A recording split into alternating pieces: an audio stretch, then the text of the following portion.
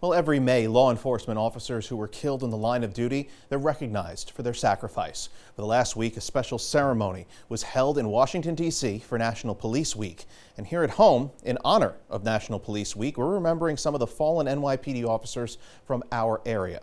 Tonight, News 12 reporter Katie Lusso sitting down with the widow of Detective Brian Simonsen, who was shot and killed back in 2019.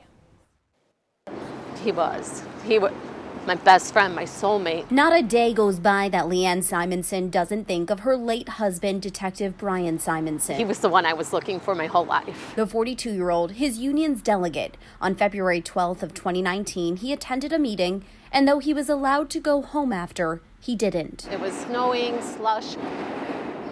One of my biggest regrets is I wish I'd told him, don't go into work, just go home. She says he'd been on a robbery pattern case and was determined to solve it. When a call came in for a robbery at a T-Mobile in Queens, he responded. It would be the last call he ever responded to.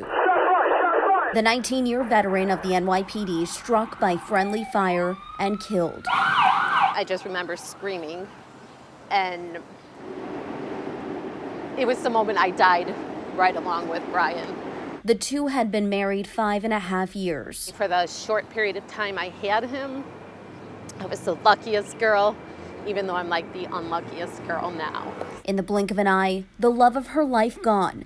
A man nicknamed Smiles. He just lit up a room. The minute you met him, you felt like you knew him forever, and he made you feel like you were one of his best friends. With the help of their friends, the Detective Brian Smiles Simonsen Foundation was launched in May of 2019. The best thing you can do when you are in your worst pain, make other people happy. Since then, they've provided scholarships, donated to animal rescues, vested canines with bulletproof vests, held back-to-school events, and even partnered up with Blue Lives Canine to offer a Shop with a Canine event. That right there, I always say I never thought I could experience joy again once I lost Brian.